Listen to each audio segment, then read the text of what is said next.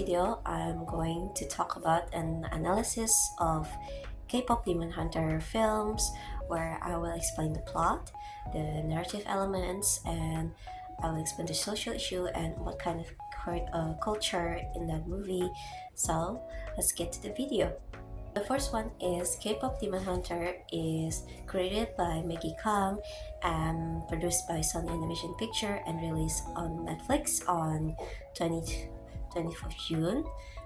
It's a story about where a group of K-pop idol group called Huntrix who using their voice to protect the people from the demon and sealed away by the Honmun.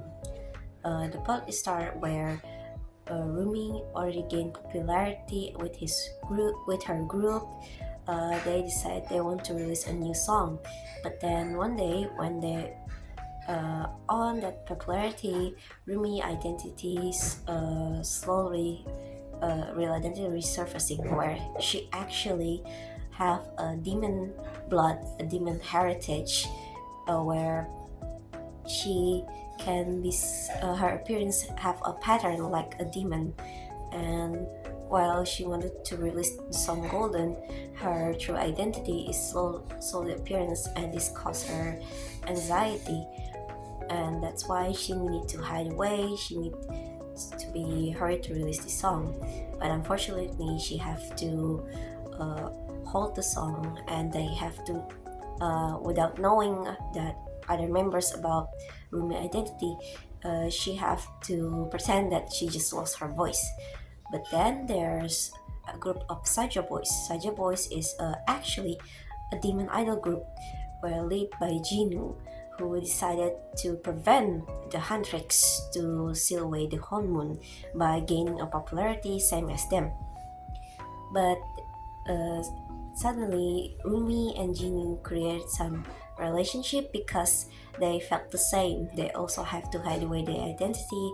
They're trying to find their true identity, and they try to work together to defeat the demon king Guima, because they thought there must be another way to seal away the Honmun, or maybe creating peace between the demon world and the real world. But in the end, it was failed because Jinny was really getting manipulated because the Demon King actually manipulated Jin's memory, and unfortunately, Rumi and Jin were didn't agree on each other, and they failed to create a golden hormone.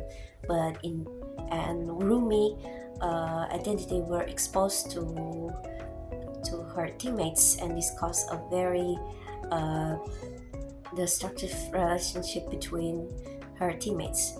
But in the end, they accepted each other, and they defeated Guima using their real song, their true song, what they felt, and seal away the demon and wipe out Guima.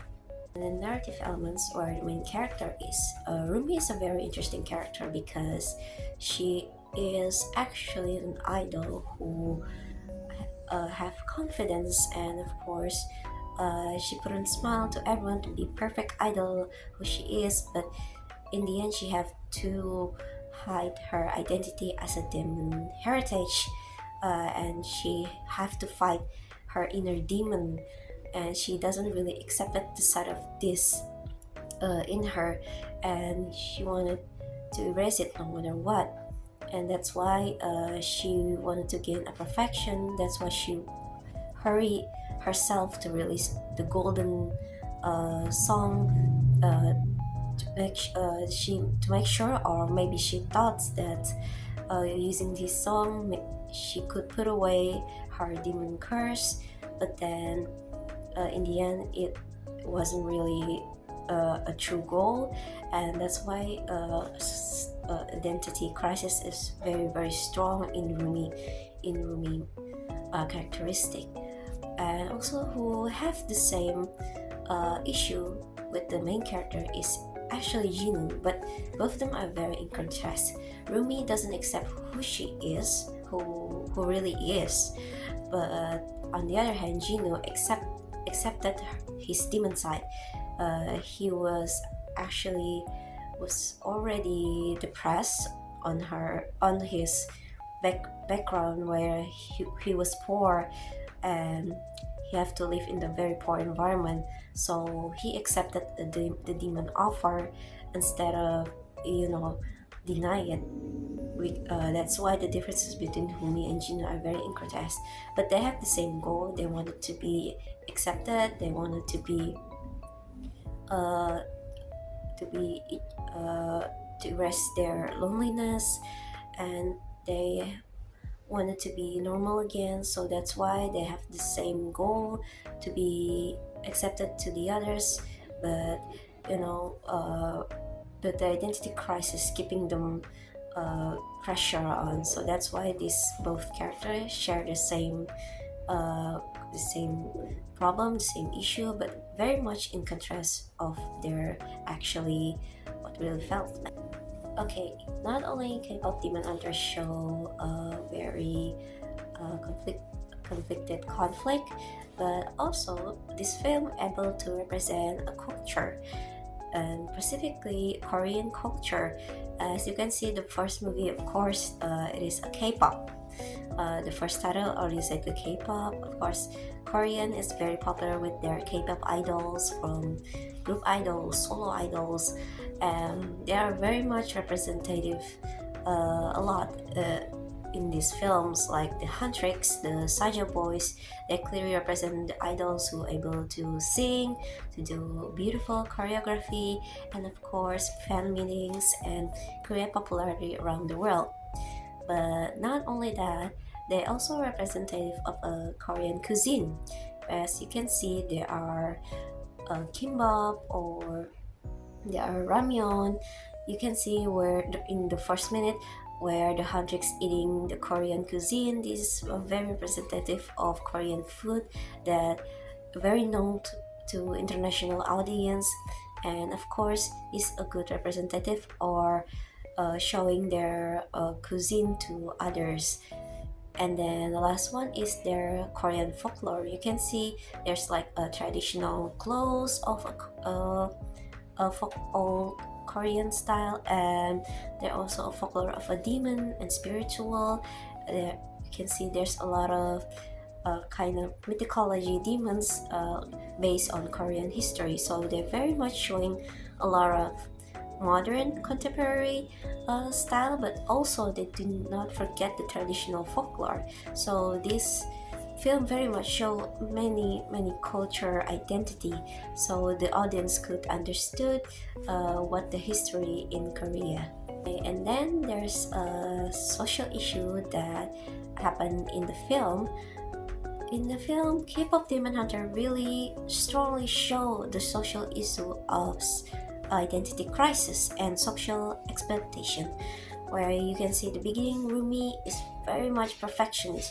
She wanted to, when they gained popularity, she wanted to release a golden song because she wanted to hurry herself, doesn't want to get exposed because of her demon heritage, or she have to be uh, perfect in front of her fans, because she doesn't want to disappoint others. And even though she is an idol, but she have to hide away her demon life, so that she have to very balance her life not to get exposed. And even though she is questioning herself, why she become like this and why she had to hide away who she is, this caused a very self-identity crisis and very much self-expectation. And when she get exposed, people around her begin to reject her and seeing her as a monster. That's why it creates identity crisis to Rumi, and creating her to more pressure. But then fortunately, in the end, the others accepted her who she is, and she began to accept herself and begin to embrace the demon side in peaceful. So that's why this film is very strongly into a social a social issue of identity crisis and self-acceptance, where this could also happen in real life, where a lot of youngsters need to adapt their own identity because of how to grow and how they will grow. How will they grow? But sometimes others tend to prevent that to happen. So that's why this film a very strongly message of what is the identity crisis is. And in conclusion, so that is how the plot of K-pop Demon Hunters, from the idol to become a hunter and to seal away the demon by Honmoon. And then you can see that the two characters like Rumi and Gino, where they are very connected with each other, but also in contrast what they are after. And also there's a lot of culture, like a Korean culture is very strongly represented in there, from entertainment, food, and their folklore is very much represented in this movie, and very well connected to the audience.